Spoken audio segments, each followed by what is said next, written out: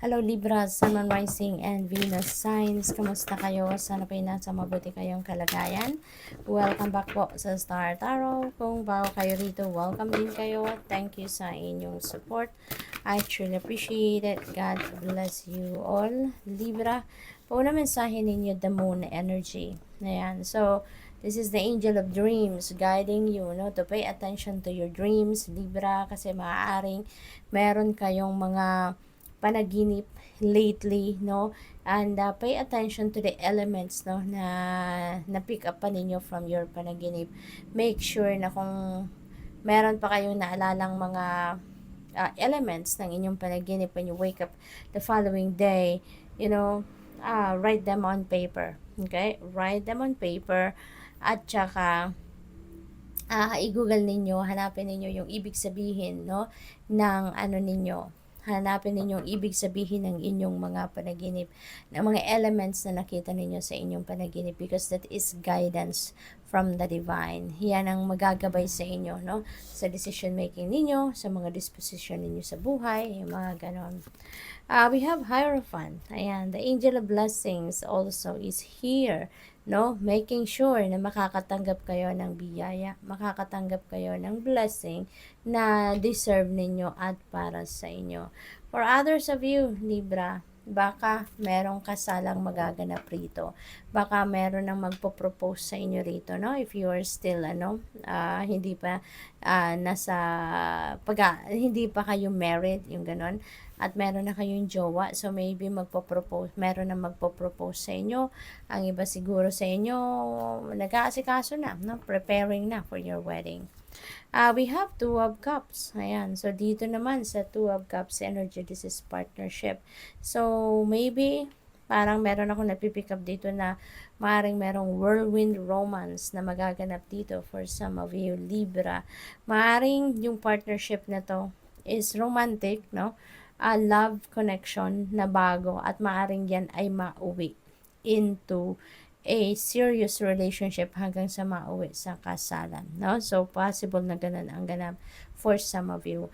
But if you are already on a relationship, no, maaari din naman na siguro ang iba sa inyo baka merong hindi pagkakaintindihan with your person, meron kayong rough patch na pinagdadaanan recently, but now is the time na maaari magkausap na kayo at magkakaayos na kayo. Dahil maaaring sa pag-uusap na to, ma-patch up nyo na kung ano man ang dahilan ng inyong pag-aaway, ma-address na ninyo yung problema, no? And then you are going to give your partner or your relationship, no, another chance. So, what else? We have Five of Cups and sadness. So, most likely, no, parang sa huli kong nasabi, sa huli kong na-pick up, no, na mensahe sa inyo, maaaring yan ay related dito sa sadness energy. So, siguro talaga ang iba sa inyo merong hindi pagkakaintindihan with your person, no? Kaya kayo nasasad, kaya kayo nalulungkot, sorry. And don't worry, Libra, things changes, nothing is permanent in the world. Lalong-lalo na, eto, pati yung problema ninyo, lahat din may katapusan. No, natatapos din ang problema. Kaya siguro ngayon magkakaroon talaga kayo ng pag-uusap ng inyong person, and maybe magkakaayos na kayo. No, you are going to to be able to figure out kung ano ang gagawin ninyo para maayos ang inyong relasyon. So, tingnan natin kung ano pa ang mensahe for you. We have Shamanic Healer. Ayan, feeling ko talaga, no, your situation is going to be healed. Okay? Magiging maayos na muli kayo. Magkakapatawaran na kayo at mag-aayos na, no? Yung pagbibigay ninyo ng bagong pagkakataon sa person ninyo or sa relationship ninyo ay magkakaroon na ng pagbabago yan. Yan ang magiging simula ng pagbabago for the better. There is a need also for you to cleanse, no? Siguro, punong-puno kayo ngayon ng negative energy, merong low vibe, kaya possibly, no, na kailangan talaga ninyo na mag-purify ng inyong sarili. If you do smudging, no, kung nag-i-smudging kayo sa sarili ninyo, do it. No, Libra. Baka matagal-tagal na ninyong hindi nagagawa yan, so gawin ninyo yan. Kasi even your physical body, no, needs cleansing. Okay? What else? We have teacher. Ayan, learning. And the other is a new path. Siguro ang iba sa inyo nag-aaral, no? Baka yung course ninyong kinukuha is a teacher, no? Or teaching. Baka nasa education kayo ngayon nakafocus. At maaring yun din, ano? BS Ed din, siguro ang kinukuha ng iba sa inyo. Or maaari din naman na hindi ganon, baka spiritual teacher kayo, or baka nag-aaral kayo to be a spiritual teacher, spiritual counselor, yung mga ganon, no? So, what else? We have mindfulness. Ayan. So, ito yung kailangan ninyo, no? Ito yung kinailangan ninyo rito. Peaceful presence and quiet mind. Kasi maaaring dahil sa situation ninyo rito na nagkaaway kayo ng inyong person, no? Nagkaroon kayo ng rough patch, that's very stressful, 'di ba? Kaya maaring kinailangan ninyo ng quiet mind, kinailangan ninyo ng peaceful presence, kailangan ninyo ng tranquility, no? And with that, siguro nakapagmuni-muni talaga kayo rito, no? Or kailangan nyo na magmuni-muni talaga. Kailangan ninyo na nilay-nilay, mag-isip-isip, no?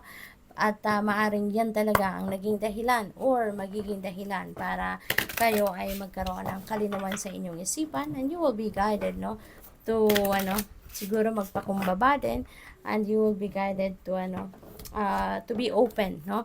Sa person ninyo na makapag-usap kayo, no? So, what else? We have eyes of love. Focus your eyes on loving actions and your lips on loving words. Ayan. So, siguro sa ngayon talaga, Libra, mas papairalin ninyo ang pag-ibig, mas papairalin ninyo yung love sa puso ninyo. Kasi, 'di ba, kapag pinaandar ninyo ang puso or pinaandar ninyo yung pagmamahal at pag-ibig, everything else na maganda follows. 'Di ba? Nandiyan yung acceptance, nandiyan yung forgiveness, no? Yung gano'n. At maaaring yun talaga, you're going to, to start seeing things, people, and situations in the eyes of love, no? So, what else? We have a surprise is on the horizon, so expect a nice surprise, Libra. Merong magandang sorpresa ang universe para sa inyo. And kayo lang, tayong makakaalam kung ano yan, when that happens. So, hindi ninyo ito inaasahan, hindi ninyo ito plinano, hindi ninyo ito kagustuhan, but there is a beautiful surprise, no? Na parating. We have angel of action. Take action toward your destiny. Ayan. So, you are being invited here to take action toward your destiny. Kung ano man ito, no? For sure, yung guidance na yan na binibigay sa inyo ng universe, ayan, kailangan nyo yung pakinggan, kailangan ninyo yung pay attention to that, no?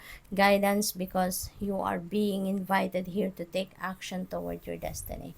Ito na yung panahon, ito na siguro yung pagkakataon, no? Maaring nandoon na kayo sa sitwasyon wherein meron na kayong meron na kayong opportunities and possibilities around you, no, na makakatulong or makakasupport sa inyo para dito, no, sa pag-carry out niyo ng kung ano man ang nandiyan sa inyong destiny. So, good luck. Thank you for watching Love and Light. Namaste.